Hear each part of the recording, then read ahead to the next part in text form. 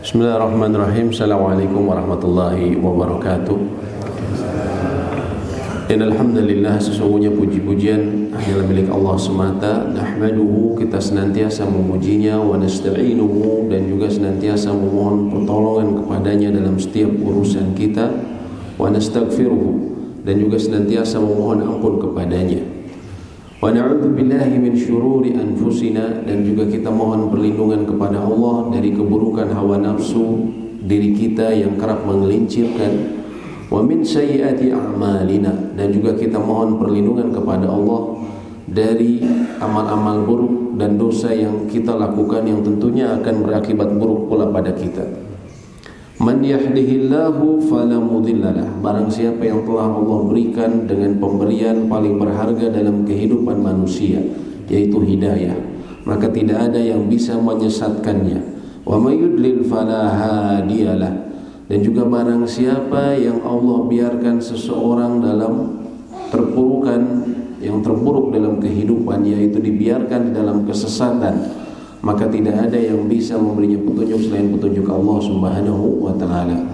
Asyhadu an la ilaha illallah wahdahu la syarikalah.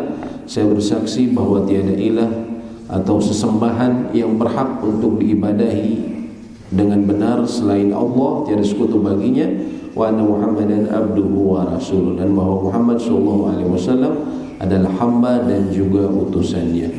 Wa ba'du, Allah berfirman, ya ayyuhalladzina amanu taqullaha haqqa tuqatih, wahai orang-orang yang beriman, bertakwalah kalian kepada Allah dengan sebenar-benarnya takwa. Wala tamutunna illa wa antum muslimun, dan janganlah sampai kalian meninggal melainkan dalam keadaan berpegang teguh, dalam keadaan berserah diri kepada Allah, berpegang teguh dengan agama Islam. Dan juga Allah berfirman, ya ayyuhalladzina amanu taqullaha wa qulu qawlan sadida, wahai orang-orang yang beriman, bertakwalah kalian kepada Allah dan berkatalah dengan perkataan yang benar, karena dengan berkata yang benar yuslih lakum a'malakum, Allah akan perbaiki amal-amal kalian, wa yaghfir lakum dzunubakum, dan mengampuni dosa dan kesalahan kalian. Wa may yuti'illaha wa rasulah, barang siapa yang selalu berusaha taat kepada perintah Allah dan Rasulnya, faqad faza fawzan 'azima, dia sungguh telah mendapatkan kesuksesan sejati. Amma ba'du, falhamdulillahirabbil alamin. Bapak-bapak dan ibu sekalian yang semoga Allah rahmati kita semua, alhamdulillah kita baru saja kemarin melaksanakan salah satu bentuk amalan yang sangat agung, yaitu puasa atau saum Asyura, hari ke-10 dari bulan Muharram, yang Nabi SAW katakan, ahtasibu ala Allah, aku berharap kepada Allah, an yukaffira, bahwa puasa kemarin itu akan mengampuni atau akan menghilangkan dosa-dosa as-sanata allati qablaha, dosa-dosa satu tahun sebelumnya. Dan yang dimaksud para ulama atau dimaksud Nabi SAW disebutkan menghapuskan dosa setahun, maksudnya adalah dosa-dosa kecil, bukan dosa besar-besar.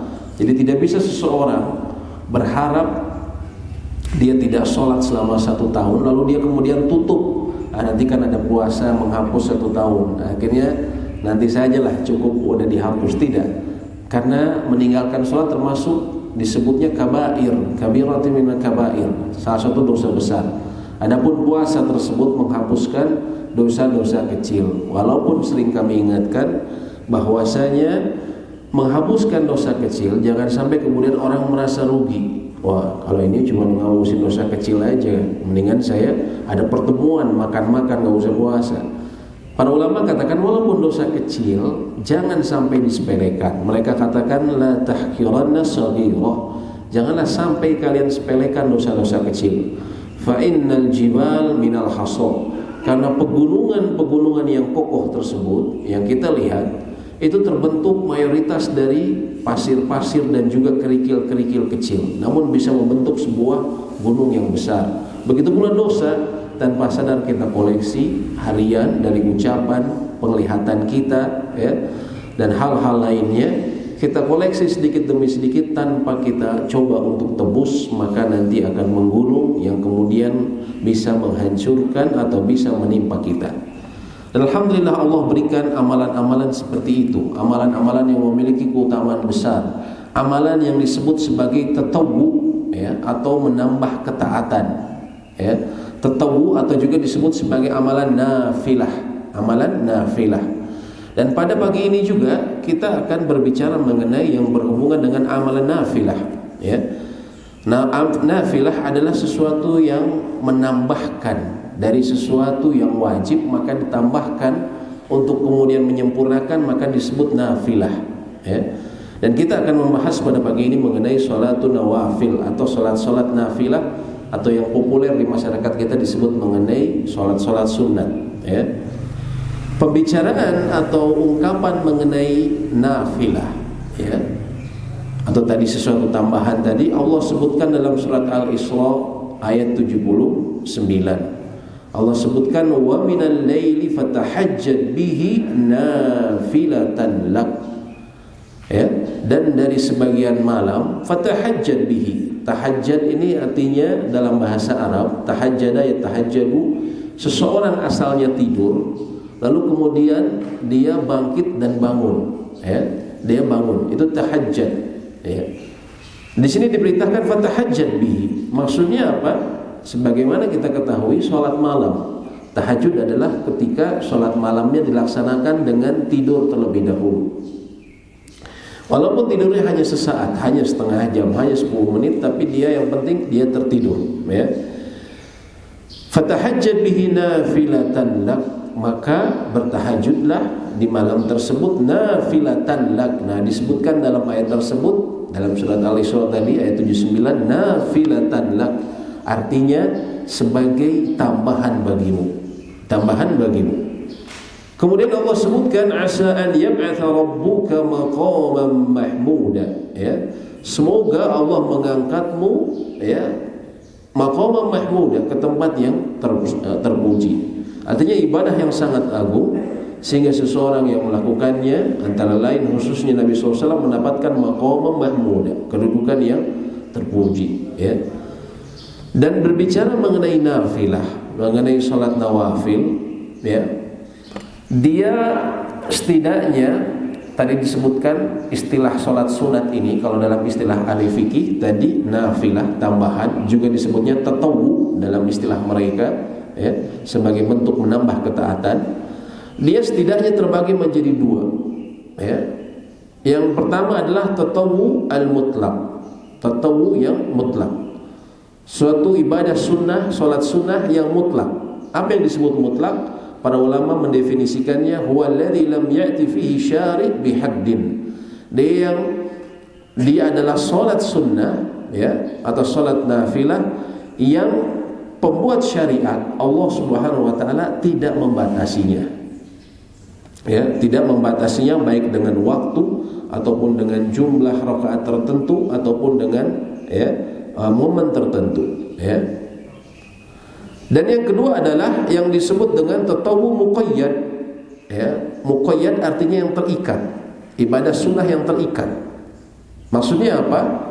Disebutkan oleh para ulama ma ja'alahu haddun fi syar', yang di dalam syariat disebutkan batasan-batasannya. Sesuatu yang terikat, ya. Misalnya kan kita ketahui sesuatu yang terikat dengan apa nih?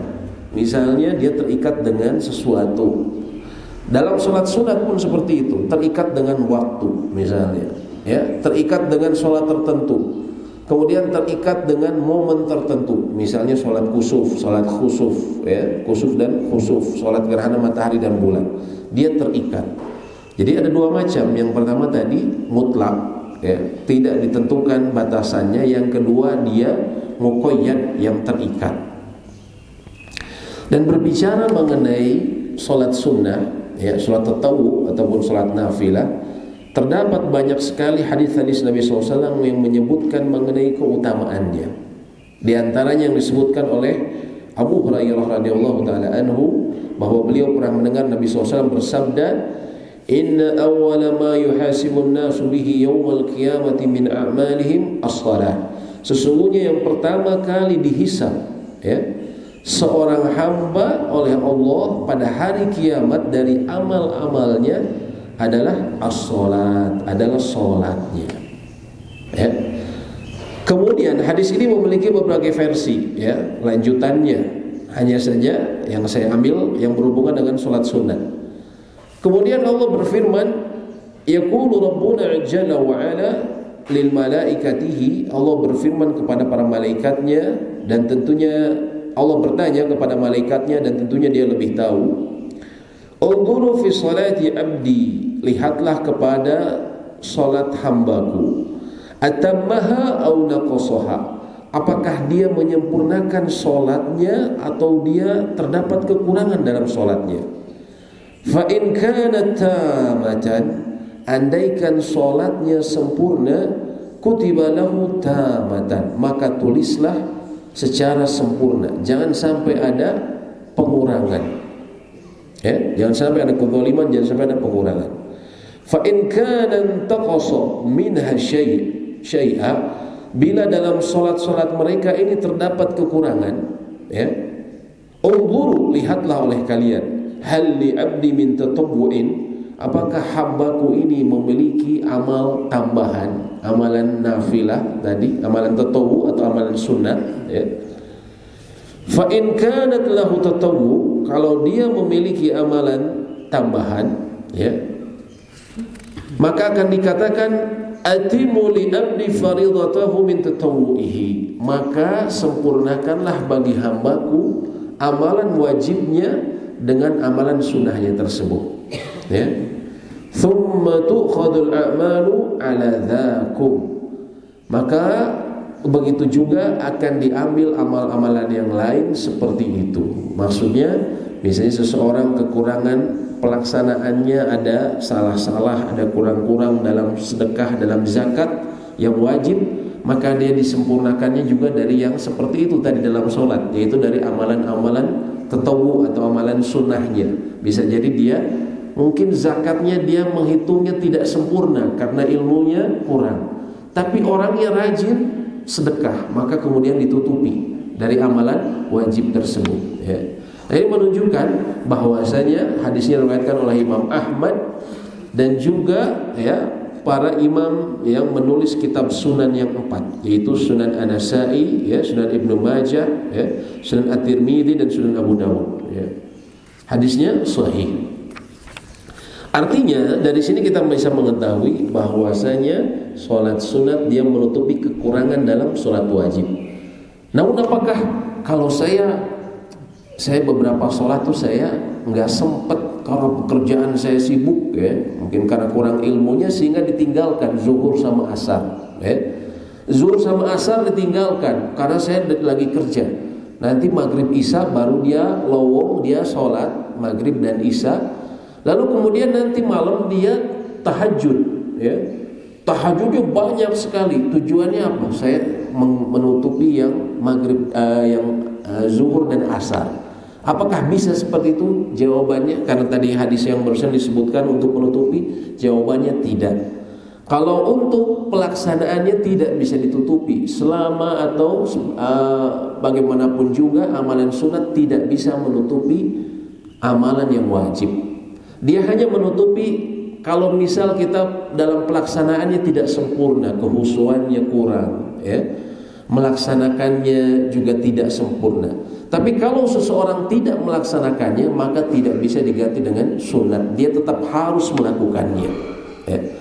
Begitu pula dengan seseorang yang meninggalkan amalan yang rukun, ya, dalam sholatnya, meninggalkan dengan, ya, dia ketahui, ya, lalu dia harap bisa diganti dengan sholat sunat. Contohnya begini, misalnya bapak sholat zuhur, ya, kemudian setelah beres sholat ada orang ngasih tahu, bapak tadi rakaat ketiga saya lihat atau rakaat keempat saya lihat tadi bapak sujudnya cuma sekali loh, nggak 2 kali.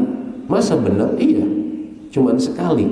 Kemudian udahlah, saya kan sekarang mau sholat sunat ba'diyah dari zuhur.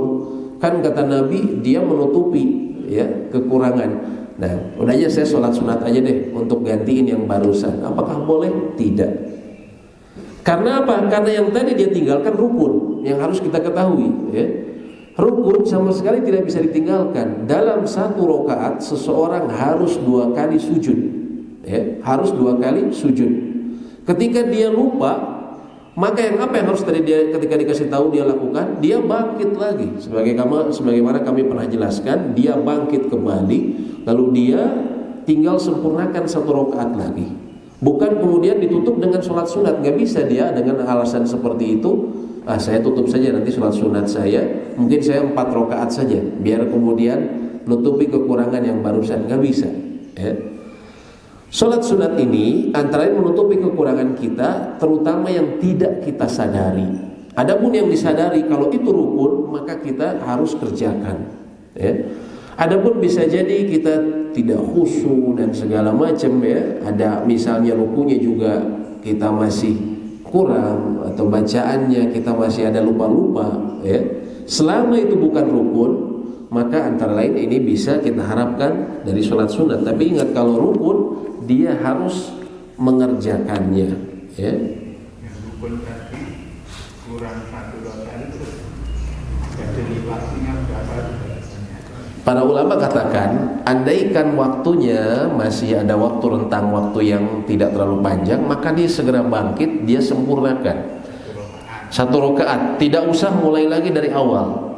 Sebagaimana kami pernah ceritakan, Nabi SAW pernah lupa, ya, antara sholat zuhur dan asar. Periwayat hadisnya lupa, beliau sholat apa, zuhur atau asar. Hanya saja beliau mengerjakannya 2 rakaat. Maka setelah diberitahu oleh para sahabat, beliau langsung bangkit kembali ke tempat sholatnya. Padahal beliau sudah berpindah tempat, sudah berbicara dengan sahabat, tapi beliau kembali lagi ke tempat sholatnya. Lalu beliau menyempurnakan, apakah dari awal? Tidak, cuma menyempurnakan 2 rakaat saja, ya. Dan para sahabat waktu itu langsung mengikuti beliau, ya. Jadi seperti itu. Begitu pula dengan amalan lainnya. Seseorang zakat, kemudian dia tahu ilmunya, oh ternyata zakat mal itu penghitungan saya selama ini salah. Bulan kemarin saya bayar, ya. Saya sudah bayar. Ternyata saya baru bayar setengahnya kalau berdasarkan penghitungan yang benar, ya. Kalau gitu ayo dah saya banyakin yang tetawu saja. Tidak, dia tetap harus tambah kekurangannya, ya. Karena apa? Karena yang ini wajib, ya. Kalau dia sadari maka dia harus sempurnakan, ya. Adapun yang sunnah ini antara lain yang untuk yang dia tidak ketahui atau hal-hal yang sifatnya bukan rukun. Dan juga amalan sunnah ini, sholat sunnah, antara lain memiliki keutamaan sebagaimana disebutkan dalam sebuah hadis, ya, diriwayatkan oleh Imam Muslim dari salah seorang sahabat namanya Rabi'ah ibnu Ka'ab bin Malik. Rabi'ah ibnu Ka'ab ibnu Malik. Rabi'ah ibnu Ka'ab ibnu Malik ini adalah orang yang seringkali melayani Nabi Sallallahu Alaihi Wasallam. Beliau tinggalnya di Masjid Nabawi, sehingga kalau Nabi SAW bangun, ya, beliau menyediakan air wudhu kepada Nabi SAW untuk beliau misalnya sholat malam, ya, disediakan oleh Rabi'ah. Kemudian Nabi SAW melihat kesungguhan Rabi'ah dalam melayani beliau mengatakan, sal, mintalah wahai Rabi'ah, mintalah sesuatu. Kemudian dia mengatakan, as'aluka murafaqataka fil jannah. Ya Rasulullah, sesungguhnya aku hanya meminta untuk menemanimu kelak nanti di surga. Kemudian kata Nabi SAW, aghairu dzalik aw ghairu dzalik, apakah kamu juga minta sesuatu yang lain? Ya. Nabi SAW saat itu pemimpin, Pak, ya. Beliau pemimpin kaum muslimin. Kalau misalnya minta, saya minta rumah, atau misalnya saya minta jabatan, itu insya Allah bisa jadi dikasih, karena Nabi SAW pemimpinnya. Nabi SAW mengatakan, awal ghairu dzalik, apakah ada selain itu? Kemudian dia mengatakan, huwa dzak, enggak, saya cuma pingin itu saja, pingin menemanimu kelak di surga. Maka kata Nabi SAW, fa'inni ala nafsika bi kathrati sujud, maka bantulah aku, ya, atas permohonanmu itu, ya, atas permohonanmu itu tadi. Dengan apa? Bikathrati sujud, dengan memperbanyak sujud, dengan memperbanyak sujud. Para ulama katakan memperbanyak sujud di sini adalah dengan memperbanyak sholat tatawu, dengan memperbanyak sholat sunnah, bukan dengan praktek orang-orang. Mohon maaf, banyak orang-orang habis sholat, ya, Ya, habis sholat berdoa, habis sholat sunat, terus nanti dia sujud. Ya. Kemudian pergi, ya. Habis sholat wajib sujud, ya. Atau sholat sunat sujud. Kemudian dia pergi, cuma sujud sekali saja. Ditanya kenapa? Kan kita disuruh memperbanyak sujud. Nah, karena memang hadisnya betul, bikathrati sujud fa'ini ala nafsika bikathrati sujud, maka bantulah aku atas permohonanmu tersebut dengan memperbanyak sujud. Tapi yang dimaksud memperbanyak sujud di sini difahami oleh para ahli ilmu bukan dengan praktek yang tadi kami sebutkan, tapi dengan apa? Sholat sunat. Maksudnya sholat sunat. Karena sholat wajib udah gak bisa diperbanyak lagi, Pak, ya. Kita sudah ada ketentuannya sholat wajib. Adapun sholat sunat memiliki potensi untuk kita bisa memperbanyaknya. Makanya disebut bantulah aku dengan memperbanyak sujudmu. Itulah yang dimaksud dengan memperbanyak sujud. Adapun yang dilakukan seperti barusan itu tidak ada contohnya sama sekali dari Nabi SAW, ya. Kalau sujud syukur beda. Sujud syukur memang disyariatkan. Nabi SAW kalau mendengar kabar ada pasukan yang menang, beliau seringkali sujud syukur. Kemenangan kaum muslimin beliau sujud syukur. Itu beda lagi. Itu memang disyariatkan. Ya. Tapi kalau ini maksudnya yang praktek banyak orang, Mbak, ya. Habis sholat terus dia sujud sekali kayak gitu. Sering kita dapat kayak gitu. Itu yang praktek yang tidak tepat. Dan juga disebutkan dalam sebuah hadis Thauban, ya, salah seorang sahabat yang mulia, ya, disebutkan hadisnya sahih juga dalam kitab Sahih Muslim, bahwasanya Thauban, ya, yang melayani Nabi SAW juga, beliau pernah ditanya, ya, akhbirni bi amali a'maluhu yudkhiluni Allahu bihil jannah, ya. Yaitu beliau pernah bertanya, beliau menceritakan kembali, beliau pernah bertanya kepada Nabi SAW, kabarkanlah kepadaku ya Rasulullah dengan amalan yang aku bisa lakukan yang dengannya Allah akan mudahkan aku untuk masuk ke dalam al-jannah, dalam surga, ya. Kemudian dikatakan wa ahabbil a'mali ilallah, dan juga dia lebih dicintai amal tersebut, ya, di sisi Allah, kata Thauban kepada Nabi SAW. Kemudian Nabi SAW, ya, pernah bertanya itu. Kemudian Nabi SAW juga pernah mengatakan hal seperti itu kepada Thauban.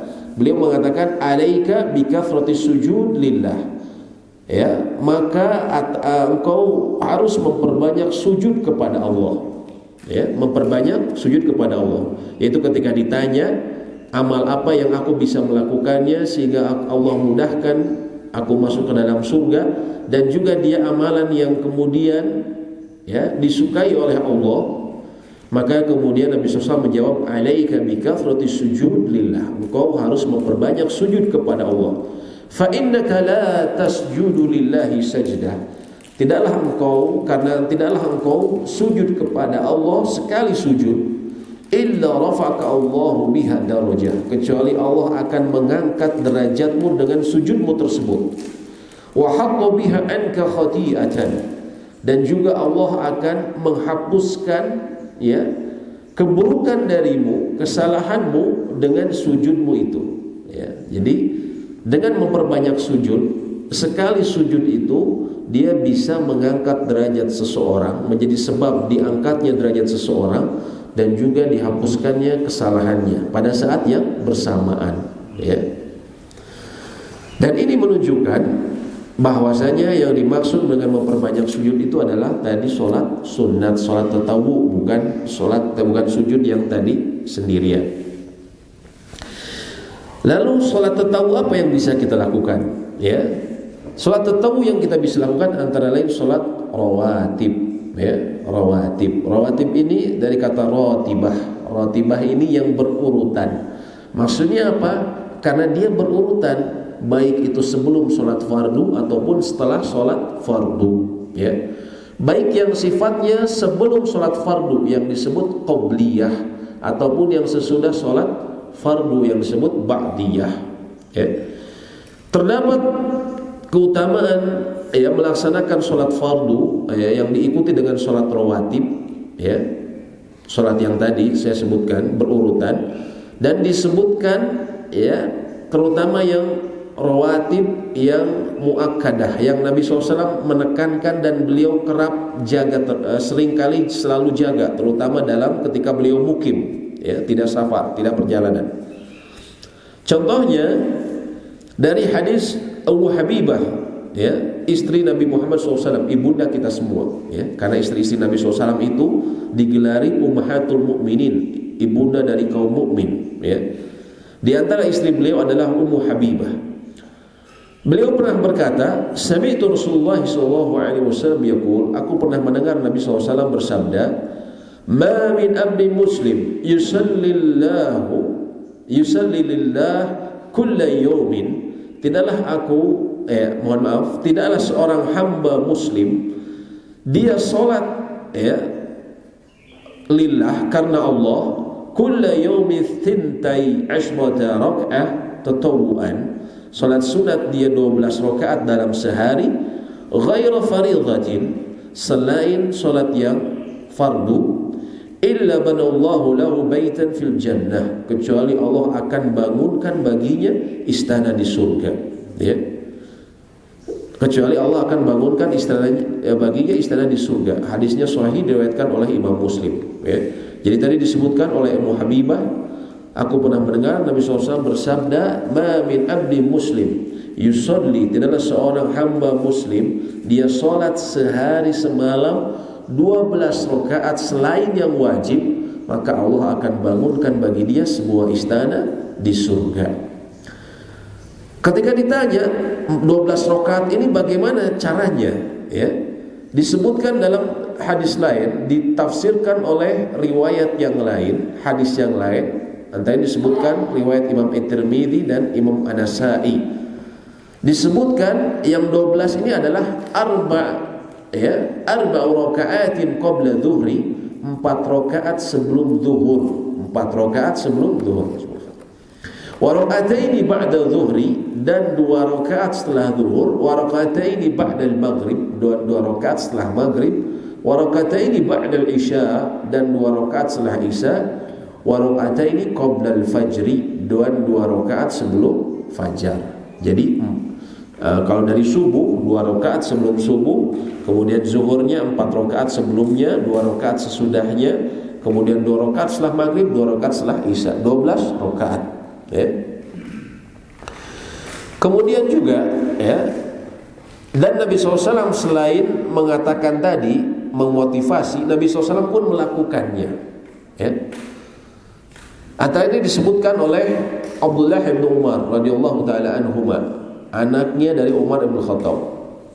Beliau mengatakan, hafiztu minan Nabi sallallahu alaihi wasallam asyraqaatin, aku menghafal dari perilaku Nabi SAW bahwa beliau melakukan 10 kali atau 10 rakaat salat sunat.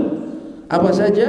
Raka'ataini qabla dhuhri, 2 rakaat sebelum zuhur, wa raka'ataini ba'daha, dan 2 rakaat setelahnya, wa raka'ataini ba'dal maghrib fi baitihi, dan 2 rakaat setelah maghrib di rumahnya, wa raka'ataini ba'dal isya fi baitihi, dan juga 2 rakaat setelah isya di rumahnya, wa raka'ataini qabla salati subhi, dan 2 rakaat sebelum salat subuh. Wa kanat asatan la yadkhulu ala nabi sallallahu alaihi wasallam fiha, wa kanat sa'atan la yadkhulu ala nabi sallallahu alaihi wasallam fiha.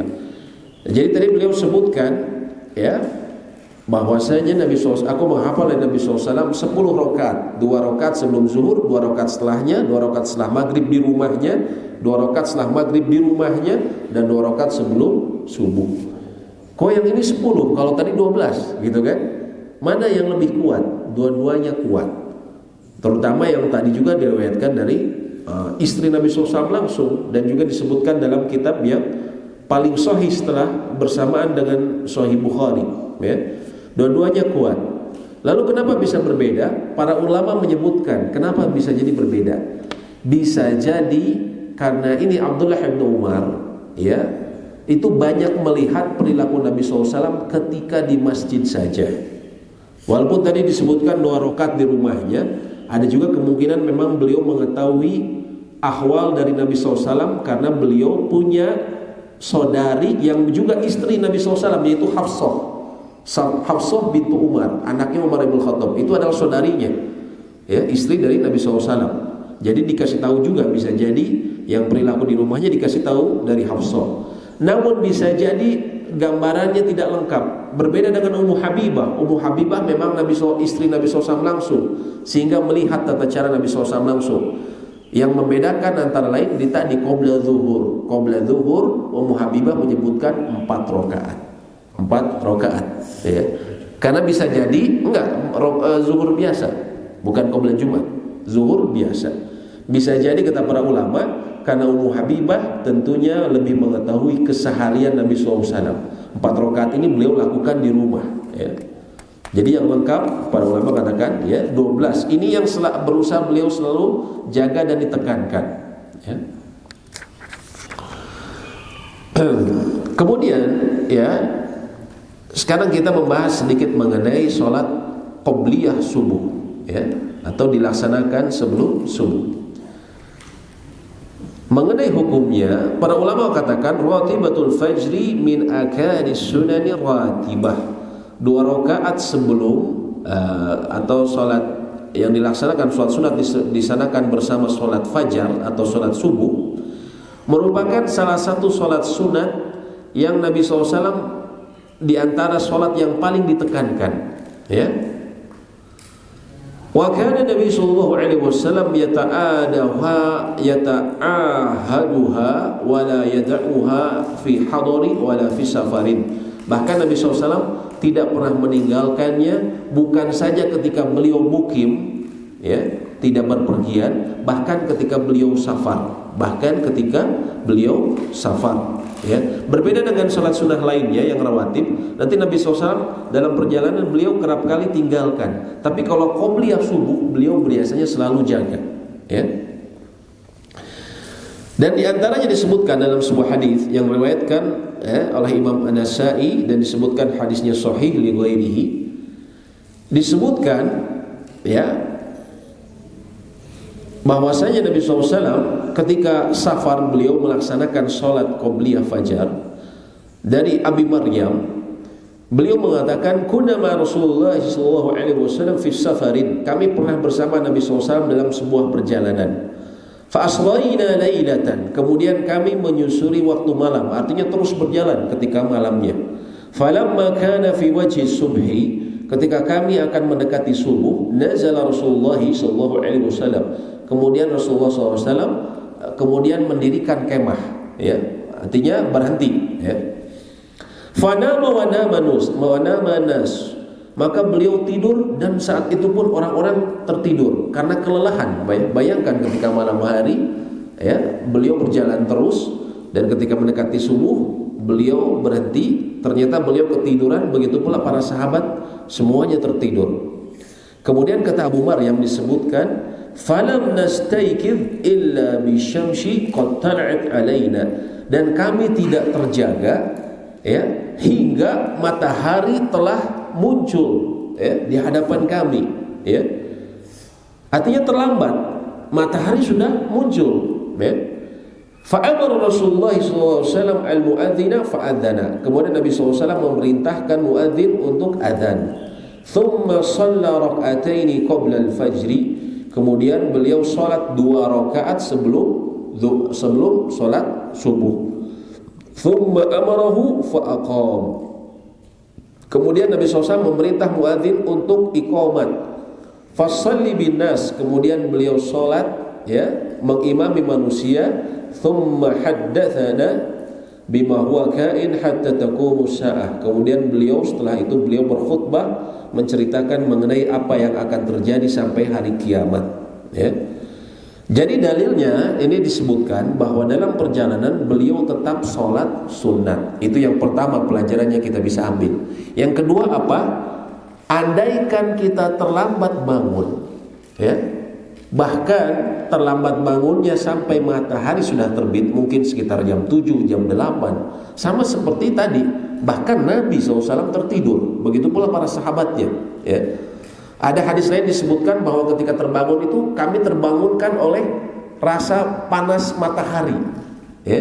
Artinya bukan jam setengah 7 atau jam 7 lagi, bisa jadi karena mereka sangat kelelahan saat itu, mungkin sekitar jam 8. Terutama karena panasnya matahari di negeri Arab lebih panas dibandingkan kita.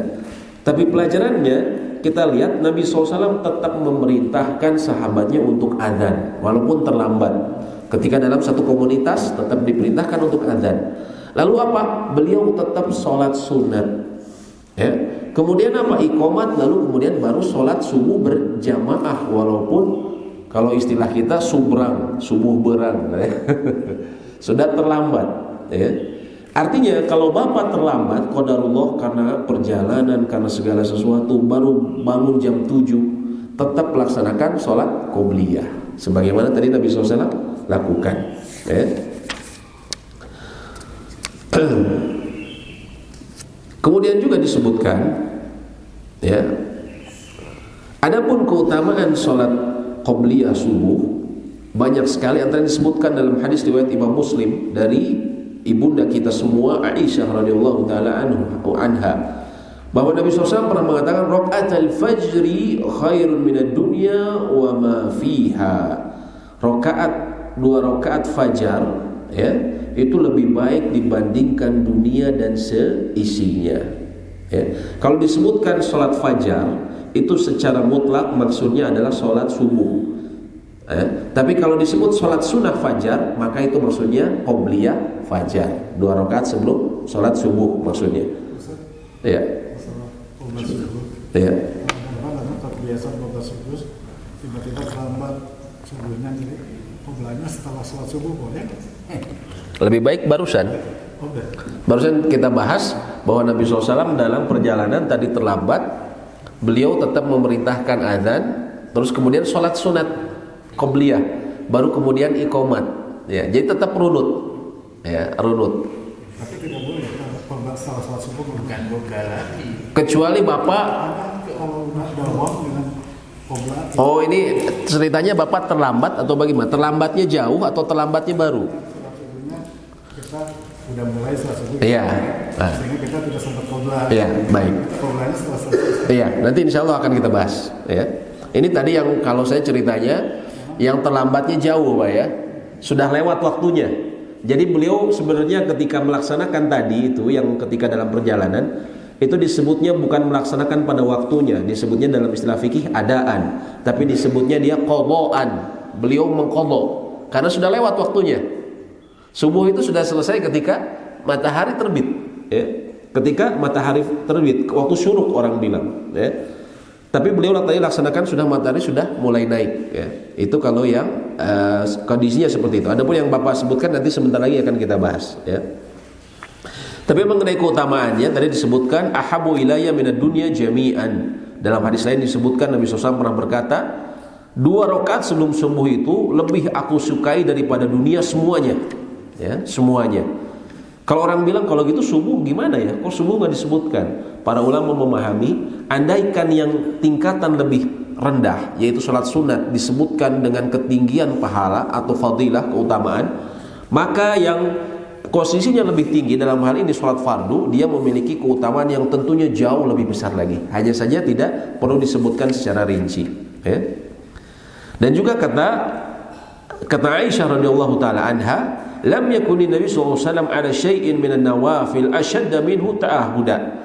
Nabi SAW itu tidak pernah, ya, berusaha keras untuk menjaga daripada sholat-sholat sunat ala raqatil fajri, kecuali dibandingkan 2 rakaat sebelum fajar, ya. Yang berusaha beliau selalu jaga 2 rakaat sebelum fajar, ya.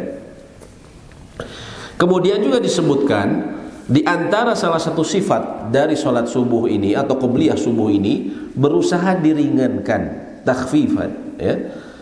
Antara yang disebutkan dari Ummul Mukminin Hafsah, dari ibunda kita semua, istri Nabi SAW Hafsah, ya, anaknya Umar bin Khattab. Inna Rasulullah SAW kana idza sakata al-mu'adzin min al-adhan li salati subh wa ba'da subh raka'a rak'ataini khafifataini qabla an tuqami shalah. Kata Hafsah, Nabi SAW itu ketika muadzin telah mengumandangkan adzan, maka beliau akan sholat 2 rakaat dengan 2 rakaat yang ringan sebelum didirikannya sholat. Ya. Dan juga disebutkan dari Aisyah radhiyallahu taala anha, disebutkan oleh Imam Bukhari dan Muslim, sama seperti tadi hadisnya oleh Bukhari dan Muslim. Karena Nabi SAW yukhaffifu rak'ataini allataini qabla salati subhi. Nabi SAW itu kerap kali meringankan 2 rakaat pelaksanaan sholat 2 rakaat sebelum subuh. Sampai-sampai kata beliau, inilah aku sampai-sampai aku bergumam ya, hal qara'a bi ummil kitab. Apakah Nabi SAW tadi membaca Al-Fatihah gitu, saking ringannya gitu kan ya. Adapun yang dibacanya, kita ketahui bahwa Nabi SAW itu membacanya rakaat pertama qobliyah subuh ini umumnya beliau membaca surat ya Al-Ikhlas di rakaat pertama, yang kedua surat Al-Ikhlas. Yang pertama Al-Kafirun ya, yang kedua Al-Ikhlas ya. Apakah ada variasi yang lain? Ada. Terkadang beliau rakaat pertama membaca surat Al-Baqarah ayat 136, satu ayat saja ya.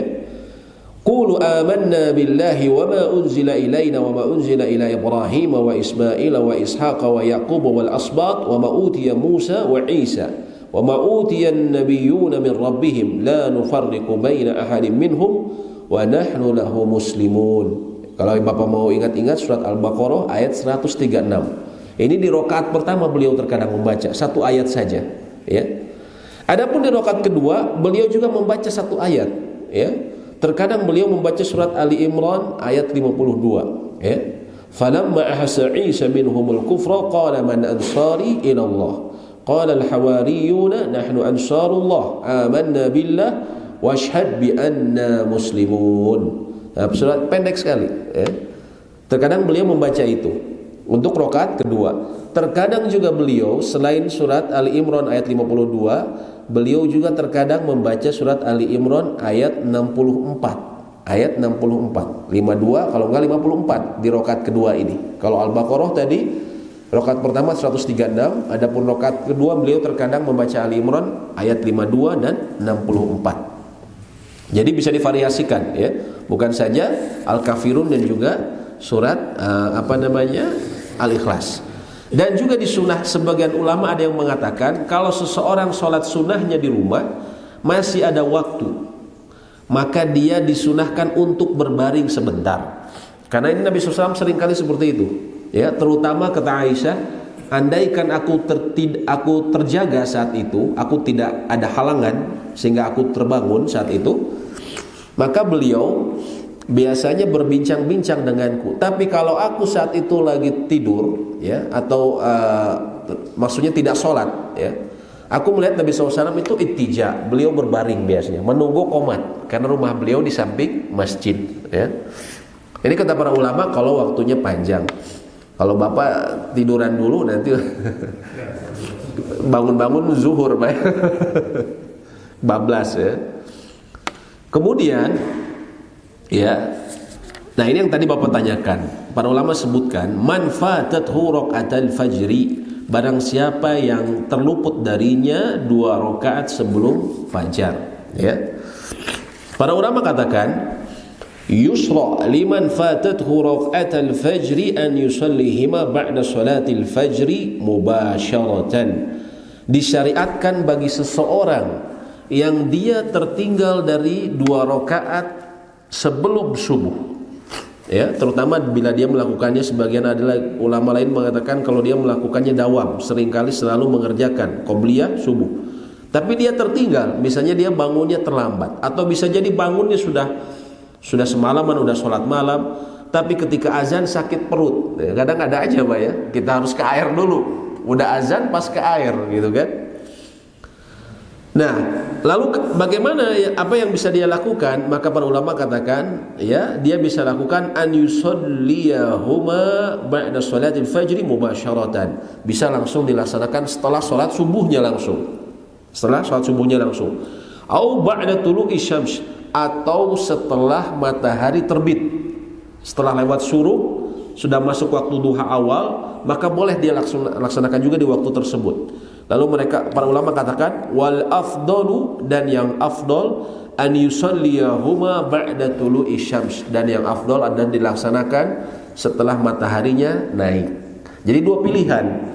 Ketika bapak terlambat kemudian ikut sholat berjamaah sudah mulai, ya jangan paksakan. Misalnya kemungkinan ini sudah mau qomat nih, bapak sholat dulu di rumah, nanti bisa jadi bapak dapat 2 rakaat kedua, ya lebih baik bapak langsung saja ke masjid, ya ikuti apa yang pas ada di masjid, pas dapat, ya sudah. Kalau nggak sempat, bapak bisa dapat 2 pilihan. Bapak kerjakan setelah sholat subuhnya, bapak mundur mungkin ke belakang, atau bapak kerjakan setelah matahari terbit, dan itu yang lebih afdol. Yang lebih afdol setelah matahari terbit, ya. Sebagaimana disebutkan oleh hadis Imam At-Tirmidzi. Imam At-Tirmidzi meriwayatkan hadis dari Abu Hurairah, Nabi SAW pernah bersabda, "Man lam yusalli raka'atal fajr," barang siapa yang belum salat 2 rakaat fajar, 2 rakaat subuh, falyusallihima ba'dama tatlu'us syams, maka hendaklah dia laksanakan setelah matahari terbit. Ya, ini dari ucapan beliau tadi, kerjakan setelah matahari terbit. Tapi juga ada hadis lain yang menyebutkan salah seorang sahabat, ya, disebutkan yaitu Qais ibn Fahad, disebutkan annahu shalla ma Rasulullah SAW as-subha, ya. Beliau salat berjamaah bersama Rasulullah SAW, wa lam yakun raka'atil fajr, tapi dia belum sempat salat 2 rakaat subuh. Ya, jadi begitu datang ke masjid pas udah salat berjamaah, beliau belum sempat, ya. Falamma sallama Rasulullah sallallahu alaihi wasallam sallama ma'ah. Kemudian ketika Nabi SAW mengucapkan salam, Assalamualaikum warahmatullahi, Assalamualaikum warahmatullahi, ini juga Qais ikut, Assalamualaikum, Assalamualaikum. Kemudian beliau thumma qama faraqatil fajr, kemudian dia berdiri dan dia sholat 2 rakaat qobliyah fajar. Kemudian Nabi SAW memperhatikan dia, ya. Akan tetapi beliau tidak mengingkarinya. Dalam riwayat lain yang pernah kami baca disebutkan, Nabi SAW melihatnya, lalu setelah selesai sholat beliau mengatakan tidak ada sholat setelah subuh, ya? Tidak ada sholat setelah subuh. Kemudian Qais mengatakan, ya Rasulullah, sesungguhnya aku tadi tidak sempat melaksanakan qobliyah subuh. Jadi maksudnya apa? Beliau mengkodoknya, dan Nabi SAW kemudian mendiamkannya. Kalau Nabi SAW mendiamkan, itu disebutnya, ya, takrir dalam istilah usul fikih. Artinya apa? Sikap, kalau beliau diam artinya sikap persetujuan, dan itu adalah bagian dari sunnah. Kalau beliau diam artinya itu sunnah, karena tidak mungkin beliau membiarkan ada, ya, kesalahan dalam syariat. Pasti beliau koreksi kalau misalnya salah. Kalau tidak beliau koreksi akan ada wahyu yang turun, ya. Ini artinya diperbolehkan, ya, seperti itu, Pak. Jadi kalau misalnya kita tadi terlambat, maka Bapak bisa melaksanakannya langsung, ya, ataupun nanti setelah, yang afdol adalah setelah terbit fajar. Tapi kalau terbit fajar ini biasanya suka lupa, Pak, ya, biasanya. Nah, tergantung Bapak, ya. Nah, kalau misalnya Bapak khawatir, aduh kalau saya langsung ngerjain di masjid takutnya banyak jemaah masjid, ya misalnya kalau kita sekarang alhamdulillah sudah tahu, mungkin kalau ada yang tiba-tiba kemudian mundur sholat 2 rakaat, bisa jadi dia mengkodok, Pak, ya, kita sudah paham. Tapi mungkin ada beberapa masjid yang tidak ada pengajian di sana sehingga jemaahnya tidak tahu hukumnya, takutnya fitnah gitu, ya. Pak Bambang sholat ba'da subuh nih gitu kan, baru lagi nih katanya, takutnya gitu. Nah kalau gitu kerjakan nanti di rumah, bisa di rumah, ya. Kita kerjakan langsung nanti di rumah. Wallahu a'lam bishawab. Demikian yang bisa kami sampaikan. Kita baru sampai sholat qobliyah subuh. Nanti insya Allah kita akan teruskan lagi perincian mengenai sholat-sholat rawatib lainnya. Wallahu a'lam bishawab. Apabila pertanyaan atau diskusi kami persilahkan. Ya silakan. Ya.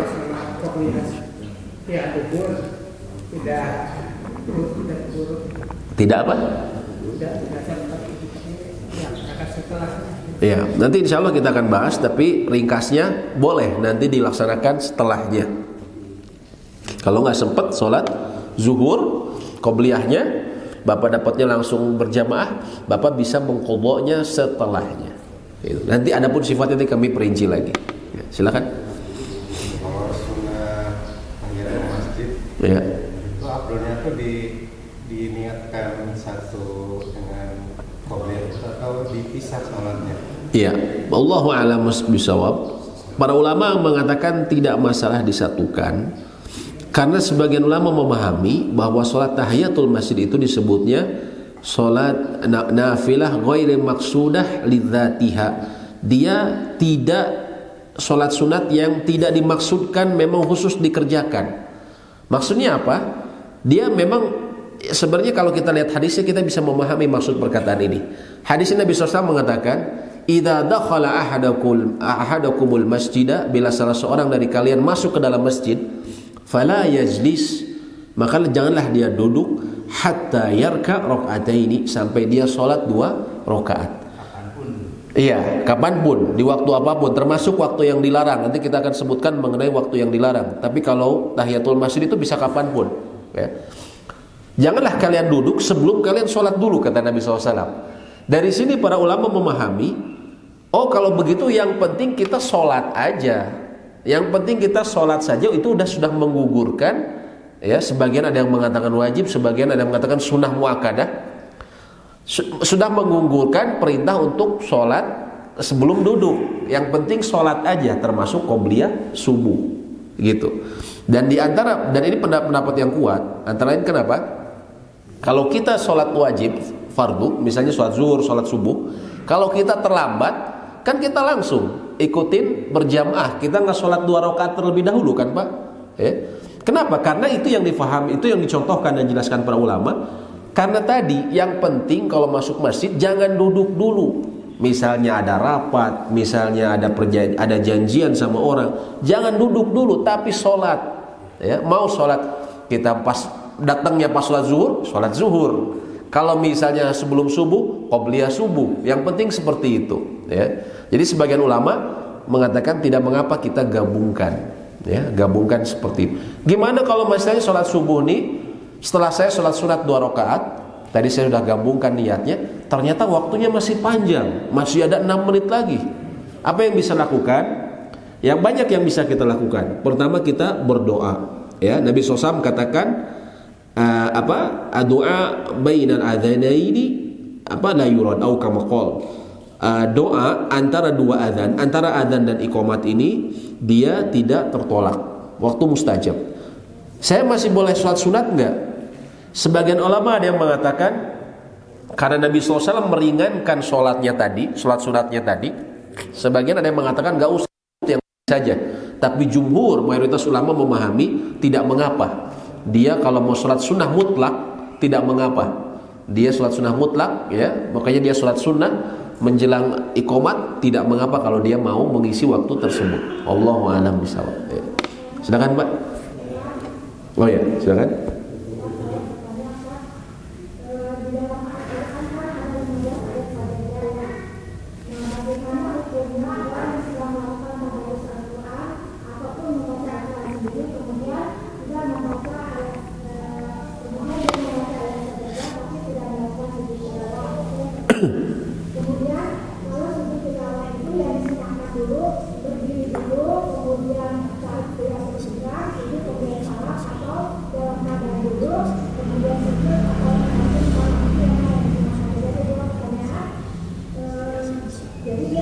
Iya, baik. Iya, bisa difahami. Ya.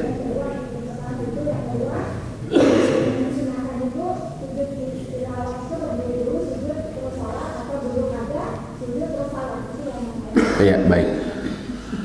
Wallahu a'lam bishawab. Barakallahu fik. Bagaimana dengan sujud tilawah? Sujud tilawah ini dalam beberapa ayat dalam Al-Qur'an ada yang kita disunahkan untuk sujud saat itu, ya.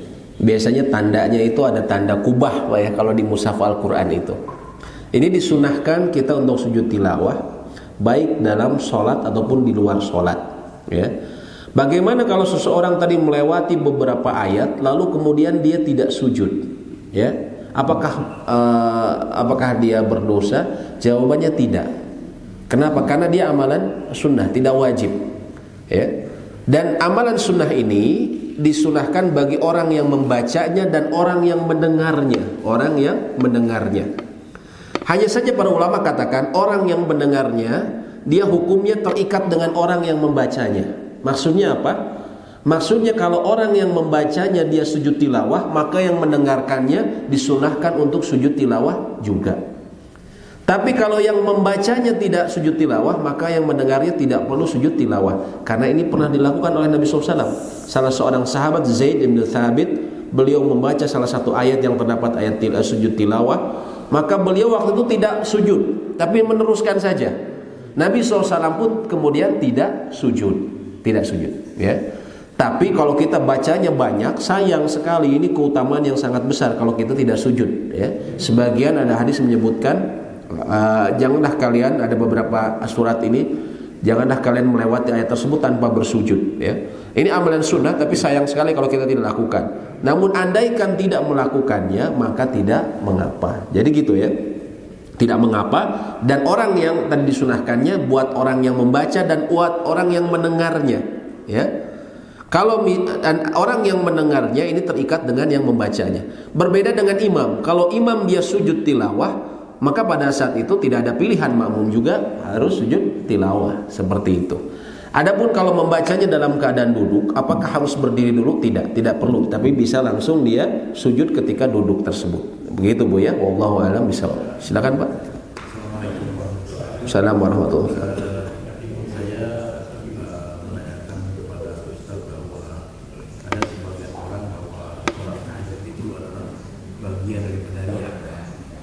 Bagian daripada ria, karena dia memperhatikan. Cuman kalau pendapat saya bahwa sholat tahajud itu adalah, maksudnya mengingatkan mengenai sholat tahajud ini bagian dari ria. Maksud Bapak Ibu ya. Terus karena memang yang namanya kita berdoa dalam sholat tahajud itu keistimewaan sangat besar. Jadi kita mengajak.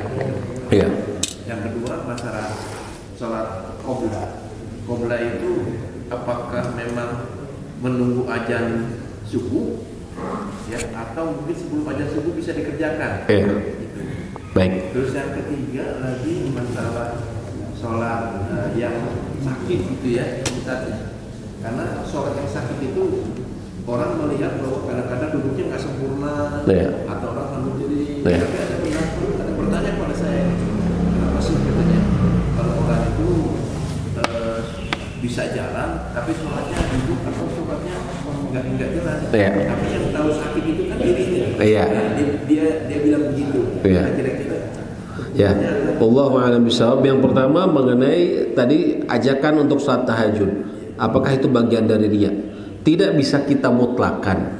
Kalau ada orang mengajak yuk sholat tahajud, tidak bisa kita mutlakkan itu sebagai bentuk riya. Riya itu artinya amalan kita ingin dilihat oleh orang.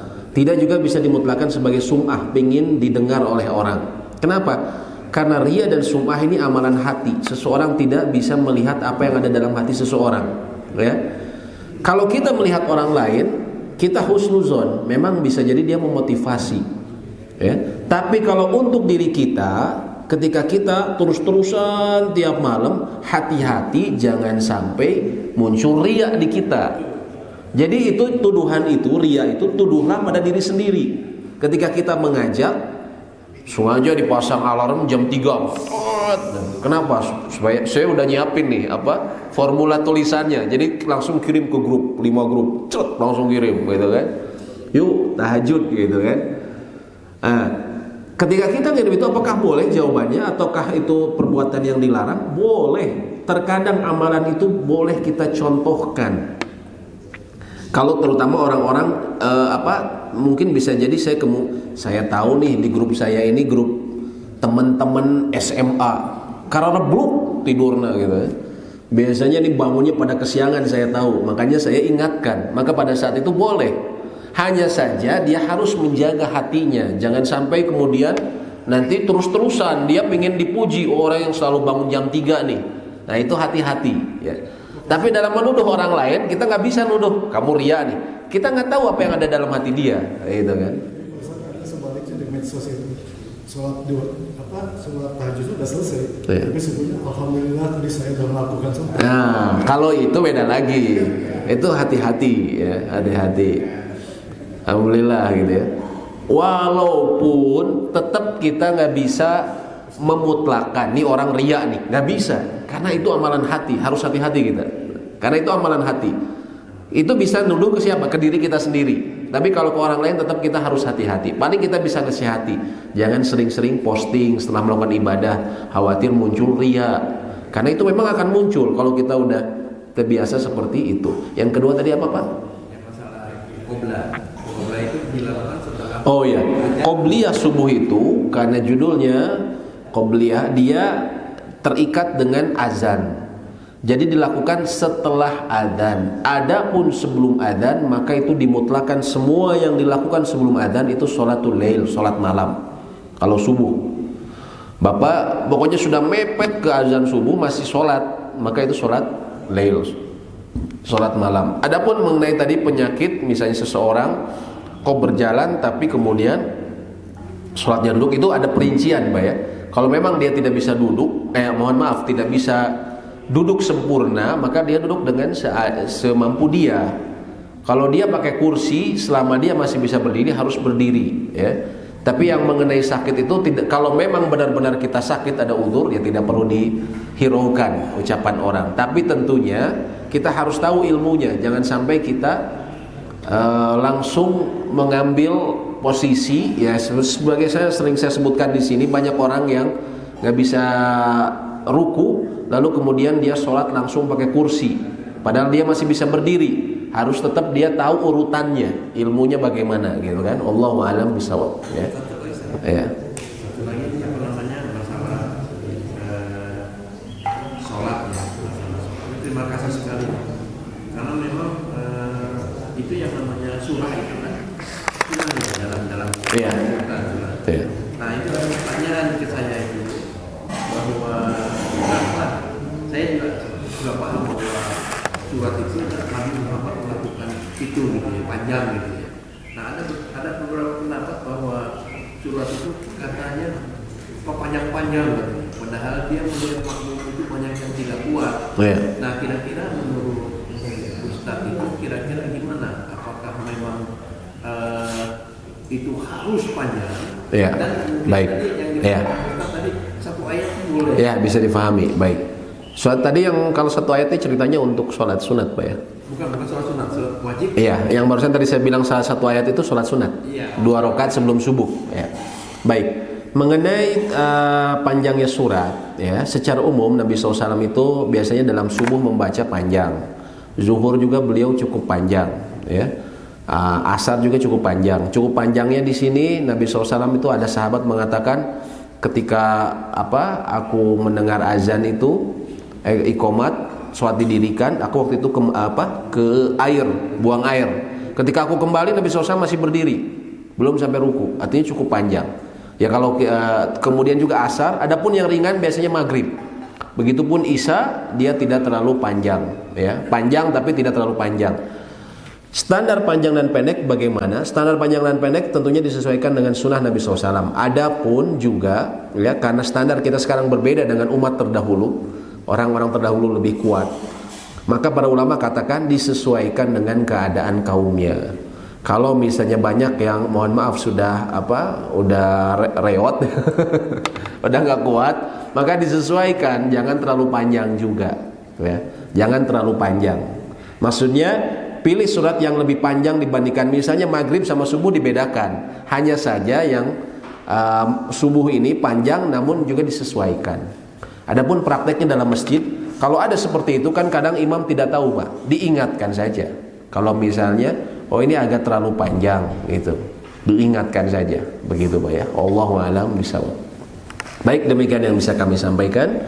Semoga nanti insya Allah kita teruskan lagi mengenai pembahasan sholat sunat lainnya, dan semoga Allah meridhoi apa yang majelis kita dan juga menerima amal ibadah kita. Kita tutup dengan kifaratul majlis. Subhanakallahumma wa bihamdik, asyhadu an la ilaha illa anta, astaghfiruka wa atubu ilaik. Assalamualaikum warahmatullahi wabarakatuh.